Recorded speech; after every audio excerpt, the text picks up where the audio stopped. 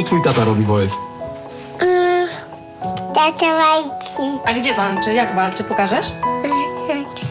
A jak tata trenuje? Pamiętam, jak tata trenuje? Cześć, witam was serdecznie. Dzisiaj niedziela, czas rodzinny.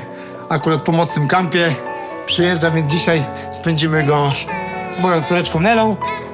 I no, widzisz, że to jest, kurde, ciężko coś będzie nagrać, bo ona widzi to zabawa. I widzisz, to jest właśnie nagrywanie u nas. To jest nasza niedziela, także cały czas aktywnie, z uśmiechem. Śniadanko zrobimy? Nie, Czego? ja nie wiem. Jak się nazywa ta dziewczynka? Cienkotka. Dobrze, jest jeden kotka, także... Ale śliczna dziewczynka będę, tak? Będę ładną dziewczynką przed kamerą, tak? Nagrywamy trailer, tak?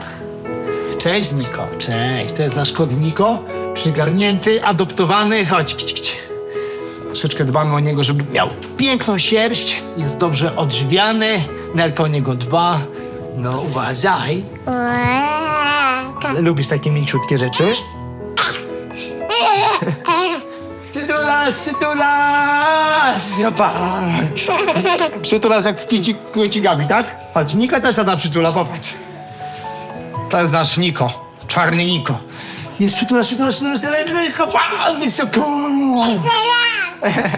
Moja żona i moja córka dodają mi taki napęd i ja się nie chcę zatrzymywać, one są ze mną. Wsparcie rodziny jest najcenniejszym wsparciem. Ciężka praca nad tym wszystkim, wiele lat wyrzeczeń, wiele lat wszystkiego, ale fajnie, że być w tym miejscu i być z tak świetną ekipą, jaką jest moja rodzina, jaki jest mój team, One Team, Grzebyk Team. Myślę, że to jest wszystko piękne, co już przeżyliśmy razem, ale myślę, że wszystko co najpiękniejsze jeszcze przed nami, także realizujemy się, rozwijamy się. Zaczynamy od śniadanka, oczywiście płatki owsiane, oczywiście wszystko ważymy, musi się zgadzać gramatura.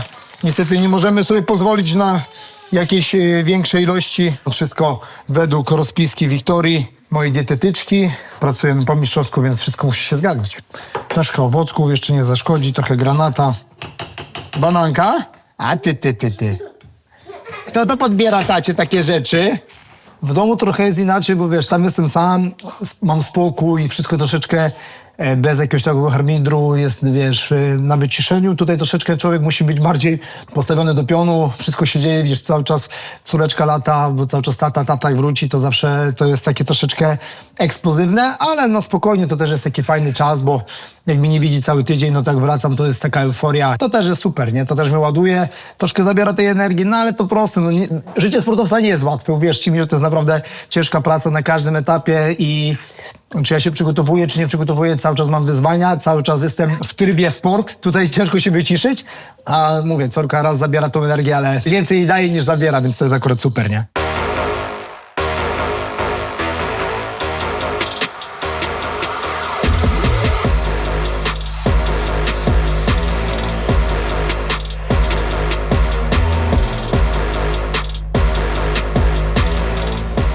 Standardowo robimy wszystko, żeby być gotowym na każdy możliwy scenariusz. Czyli nie skupiamy się na mocnych stronach przeciwnika, tylko bardziej na naszych własnych. Już długo mam przygotowania, przez to, że stany mi się przyciągnęły i ten tydzień wypada mi taki troszkę lżejszy, żeby już narobiłem tych sparingów dużo, żeby troszkę się podreperować i odpocząć. Moje przygotowania już zaczęły się w styczniu na kwiecień, także trochę trwają. Marcin na razie stawia dużo opory. Nie daje sobie złapać nawet na centymetr, czy technika, czy nie technika. Marcin zajmuje cały teren i tyle. Nie bierze kompromisów, nie bierze jeńców. Marcina bardzo lubię, Adama polubiłem, był ostatnio u nas na seminarium, prowadził. Jesteśmy z jednej grupy menadżerskiej, więc dyplomatycznie niech wygra lepszy. Dzień Stilkowicza na zawodniówki zapaśnicze. Plemienia strachu.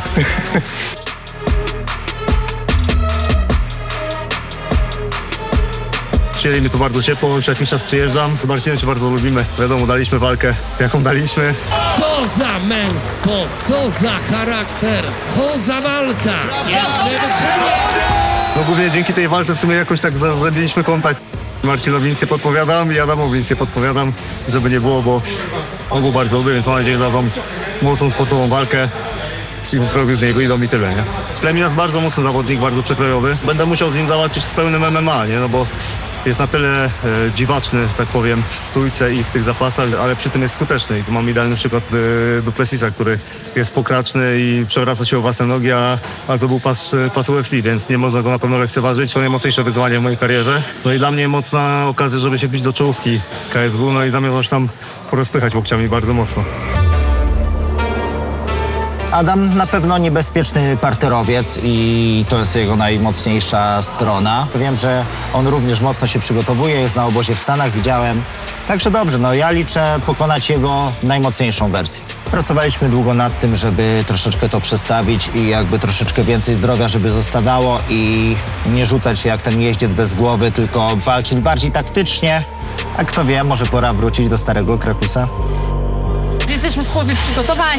Przyjechaliśmy dzisiaj gościnnie do Octopus Fight Club w Łodzi na sparingi z Anitą Beckman, z doświadczoną, mocną zawodniczką parterową, która mi pomaga tak naprawdę w przeciągu całych przygotowań. Walka została ogłoszona, mamy przeciwniczkę, Gabriela Kristała z Rumunii. Jest to zawodniczka, która ma rekord już 3-0 w zawodowym MMA, wcześniej walczyła w amatorskim MMA, była 2 razy mistrzynią swojego kraju. Doświadczona też w kickboxingu, była wicemistrzynią świata.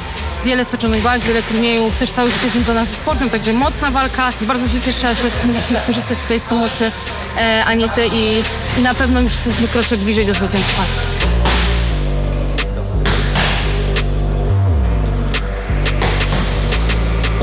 – 26 kwietnia, Gliwice, gorąco zapraszam, super karta walk, emocjonujące zestawienia, w tym moje, w tym Bartosa. Będzie na pewno gorąco, śledźcie, kibicujcie i co, wierzę, że się nie zawiedziecie. Co to za kaczor? Co to za kaczor? Pojedziemy do bawialni. Tak, w sumie każda niedziela, no oczywiście pogoda dzisiaj nie jest jakaś za piękna. Jakby było słońce, zrobilibyśmy pewnie całkowicie coś innego. No ale mamy jak mamy, trzeba sobie radzić. Anela uwielbia zabawki, kulki, oczywiście kawka kontrolnie, no i zabawa z nią. Cały tydzień na Śląsku, wracamy po całym mocnym kampie tygodniowym w Katowicach, w Rio Grappling Dąbrowa Górnicza, wracamy na 2 dni do dziecka, też tutaj trenuję, też chcę się rozwijać i no wszystko po prostu mnie drażni. Jak muszę wracać, jeszcze muszę coś innego ogarniać, a nie mogę się sfokusować na ten cel, który mam w głowie. Czembis here, co wam będę mówił. O, i mama dzwoni. Także odbierzemy mamę. Halo, halo! No co tam, kochanie, się dzieje? Cześć mamuś, no co, jedziemy po z tymi kulami do ciebie! Bo już wszyscy do mnie dzwonią z pracy, wszyscy mi wszystko przywożą, koleżanka... Ale to co, potrzebujesz te kule, bo jak chcesz to ci je przywiozę, nie? Bo my jedziemy po nie i ci przywieziemy. Czy już masz? Ja mam koleżankę, koło szkoły mieszka. Ona 2 lata temu, nawet niecałe 1,5 roku, miała to samo co ja. I ona ma cały sprzęt. A no Ona to, miała aha, sobie- no to wszystko mamy jasne, no ale to czy tak i tak wpadniemy w odwiedziny z Nelką, bo Nela czeka na ciebie i mówi jak tam babcia. Także ona musi dotknąć rączką, żeby ci uzdrowić tą nóżkę szybko, więc przyjedziemy. A powiedz mi, czy to coś potrzebujesz, może ci przywieźć? Nie, ja nic nie potrzebuję. Dobra, to do później, mamo. No, papa. No to co wam mogę powiedzieć, że mama właśnie złamała nogę w 2 miejscach w kości, miała zabieg, taką operację, można powiedzieć, bo trwała dość długo, bo ponad 2 godziny, 3 tygodnie na pewno ciężkiej rekonwalescencji, rehabilitacji. Ja sam wiem, bo sam to przechodziłem, miałem też złamaną nogę, jak wszyscy wiecie. Mama mi też bardzo mocno pomagała i teraz padło to, że jak ja akurat wróciłem, no to chcę się troszeczkę tak samo jej pomóc, bo wiem, że to wszystko jest ciężkie, przede wszystkim w głowie, ale myślę, że da radę. Jest silną kobietą i tyle. Co będę mógł, to pomogę. Ty tak ziewa. Gdzie idziemy, na kuleczki? No, wskakuj, będę cię kręcił. Za szybko było? Wyskakujemy jak najczęściej, jak tylko możemy, to jedziemy na kulki, na plac zabaw, korzystamy z piaskownic, z różnych atrakcji dla dzieci w Rzeszowie. Jest to fajne spędzenie czasu z córką, no bo tak naprawdę nie mam je non-stop. Chodź. Będziemy skakać? Skakać. No, skakać. Ja mogę też? O ja! Wow! O. Aspiracje mistrzowskie zawsze są i to mówię, tak jak powiedziałem na każdej płaszczyźnie, to nie tylko ja działam mistrzowsko, jeśli chodzi o karierę sportową i każdy detal jest mega dopięty i każdy szczegół, tak samo w życiu prywatnym, tak samo staram się pokazywać, że taki mam mental mistrza, no, tak samo z dzieckiem, no.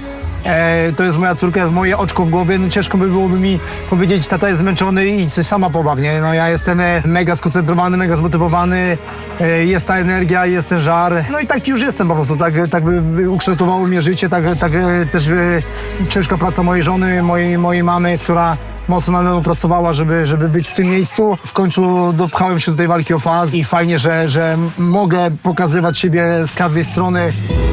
Te całe przygotowania mocno nas dotykały. Teraz jednak jak jest tam, no to przyjeżdża na weekendy i bardziej się skupia tutaj wtedy tak na rodzinie. No wiadomo, trenuje tutaj też, ma te swoje całe rytuały, no ale dużo czasu też spędza z Nalką, jakby możesz jej poświęcić na tym weekendzie. Andrzej generalnie na coś nie jest osobą w ogóle agresywną, taką pobudzoną. On jest bardzo spokojny, jest bardzo taki empatyczny. My jesteśmy razem już 18 lat, więc to jest kawał życia, więc już przeżyliśmy ze sobą dużo i jakby znam go z różnych stron i no najbardziej fascynujące jest to, że w klatkach to on ma naprawdę zupełnie inne oblicze. Czy na przykład to ostatnio, które pokazał gdzie na face to face, no to jest takie oblicze Andrzeja, które naprawdę rzadko możemy zobaczyć, bo na co dzień naprawdę jest osobą bardzo, bardzo taką opanowaną, rodzinną, opiekuńczą, jeżeli chodzi o zwierzęta, dzieci, no jest taki naprawdę bardzo ciepły, więc tego może nie widać, to też jakby czasami ludzie też się dziwią, że jest zawodnikiem MMA, bo po nim tego po prostu jakby tego zachowania tego nie widać.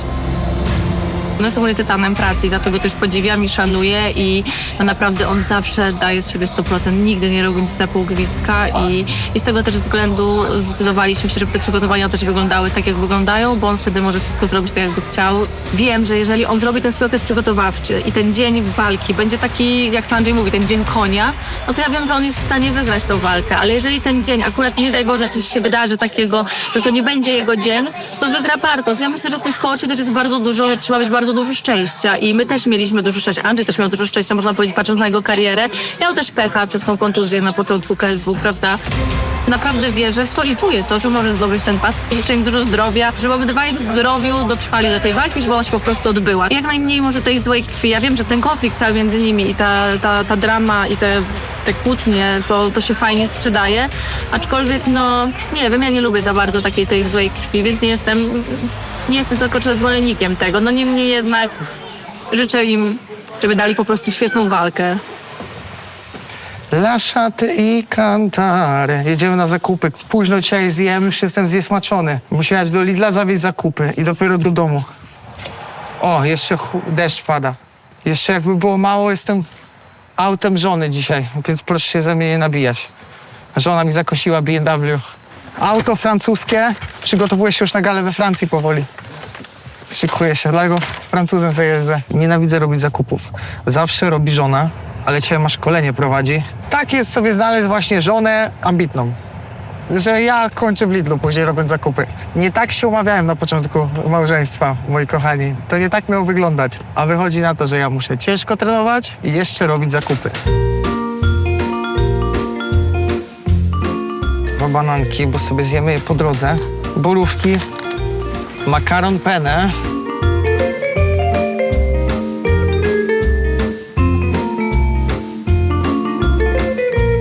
Najważniejsze w tych przygotowaniach skyr. Używam do wszystkiego. Mięso mielone z indyka. I makaronu, moi kochani, musi być dużo. Dobra, wezmę 2. Nie muszę kupować wszystkiego, bo dużo rzeczy już jest, bo ja tam zakupy Przemkowi zawsze dowożę co 4 dni. Wtedy też odbieram jedzenie od razu zrobione, więc ostatnio robiłem większe zakupy. Przemciu, penne, pomidorowy, indyk, skyr, maślanka. Borówki. Wszystko? Na magazynie pracowałem kiedyś przy rybach w Holandii. Zawsze lubiłem łowić, ale to nie była przyjemna praca. Nie wspominam jej, kurczę, miło. Geneza konfliktu z Andrzejem? Kurde. No walczyliśmy ze sobą. Andrzej tam coś się spiął, że my tą walkę sobie wykrzyczeliśmy z nim, coś takiego było. Od tego się chyba zaczęło, że on tej walki nie chciał i my tak tam trochę lobbowaliśmy o nią. trailer pierwszy był kręcony u niego, no to on tam pierwszy się coś przypiął. No to jak my zobaczyliśmy, że on się przypiął na trailerze, no to wiedzieliśmy, że trzeba od razu gasić go. No i my nagraliśmy, ja nagrałem swoją odpowiedź. Umawia się ze mną na coś, a teraz robi z buzi cholewę, no to dla mnie to jest słabe, nie? Dlatego mnie to motywowało, że mu rozpierdolić łeb, cały ten jego sztab, tam i tyle będzie. Po Bartosie. Dlaczego chcę walczyć z Andrzejem Grzebykiem? No przede wszystkim dlatego, że jest pierwszy w rankingu w 7-7, więc fajny skarb dla mnie i jakieś tam, wyzwanie to nie, bo on nie jest dla mnie wyzwaniem, co ja Jeszcze raz. Bartosz tej walki nie chciał. To tym potem już Dosią był dojechać naprawdę.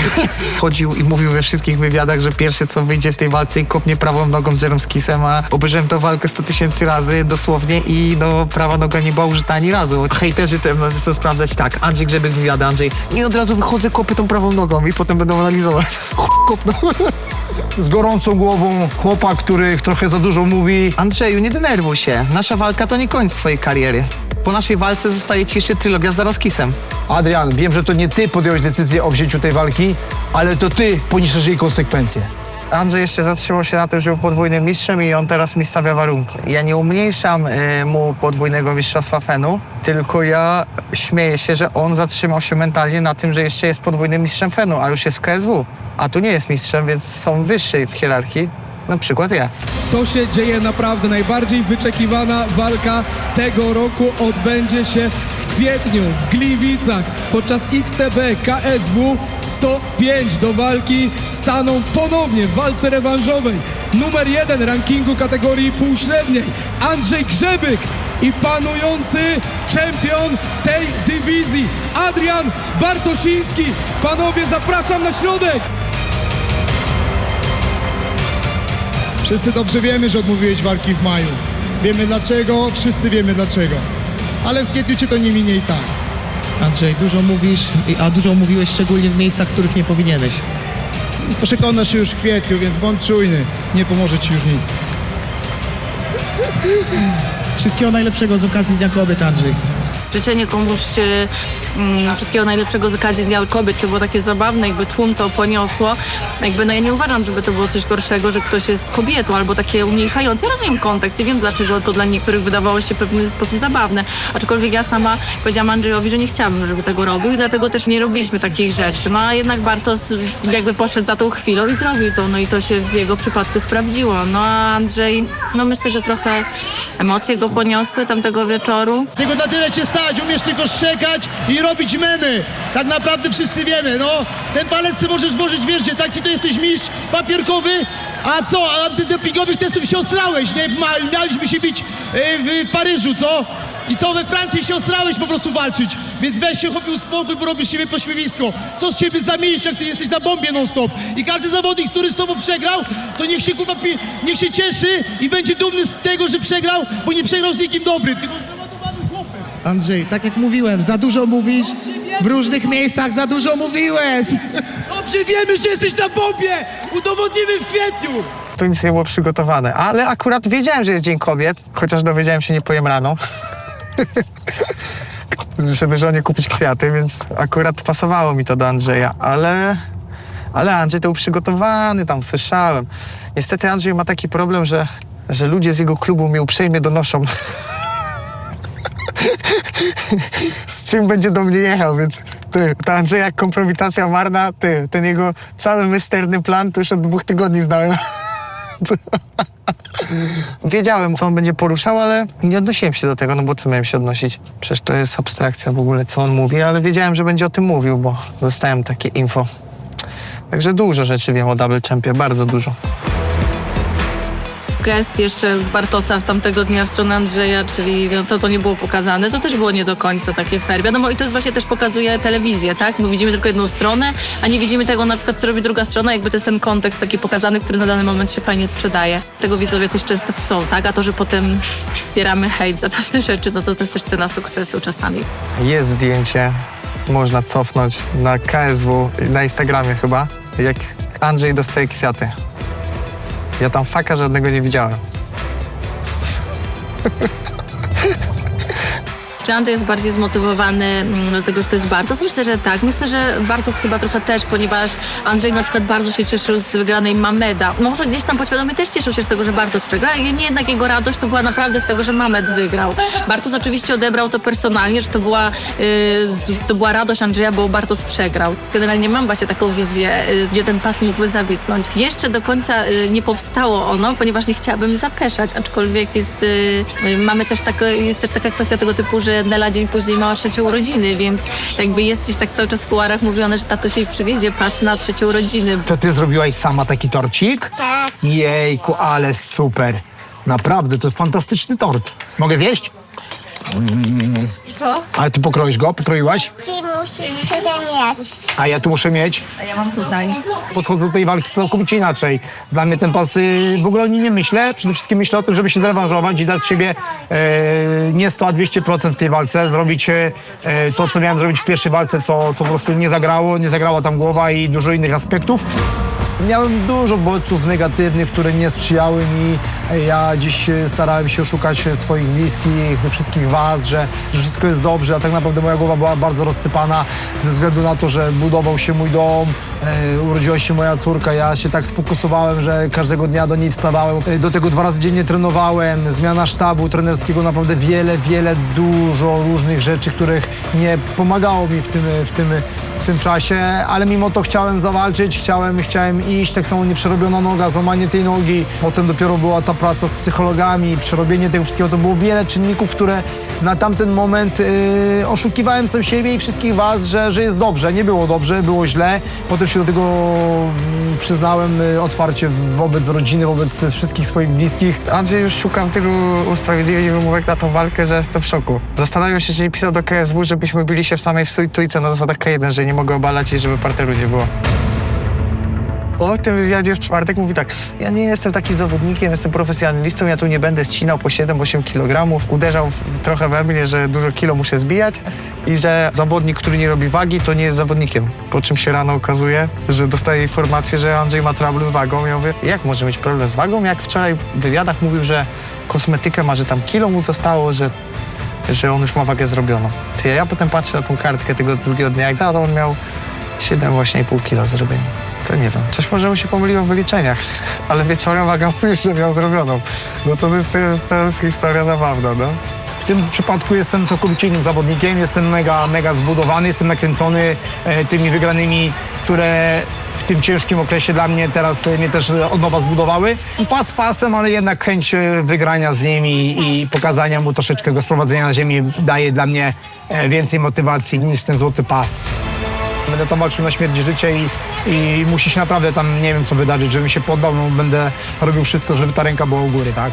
Tą swoją osobą on pomaga mi, mnie po prostu motywuje bardziej, więc im bardziej on we mnie strzela, tym bardziej mnie to motywuje. Naprawdę będzie krzyło. Tak jak widzieliście na samym face to face było ostro. Za jego niewyparzone słowa musi ponieść konsekwencje, także będę gotowy w każdej płaszczyźnie. Wcześniejsza walka z Adrianem, ta nasza pierwsza, to miało tak wyglądać, miało to być, miałem tą walkę przegrać, żeby potem jak z Feniks z popiołu wstać. To trafienie to wspomina do tej pory, to jest największy sukces w jego karierze, to trafienie. Już tą walkę miał, już prawie. Nie no, akurat trafił dobrze wtedy, bo siadłem na dupę, ale nie miałem tak, że straciłem świadomość. Ja od razu upadłem na 2 ręce i na dupę. Jakbym powiedział w takiej pozycji trochę parterowej, jak czasami się zaczyna, dlatego też od razu mogłem przytomnie szybko skręcać się po nogę, bo upadłem taki skompensowany od razu na ręce podparte, nie? Bóg tak chce, żebym walczył dalej, ja to wszystko przewartościowałem, przerobiłem, otwarcie mówię o swoich problemach, o swoich jakichś rzeczach, które siedzą we mnie, nie boję się tego, mierzę się z krytyką, z hejtem, ze wszystkim, bo to jest normalne i się tego nie boję, jak to mówił trener Lincoln, never stop, never give up, więc będę gotów.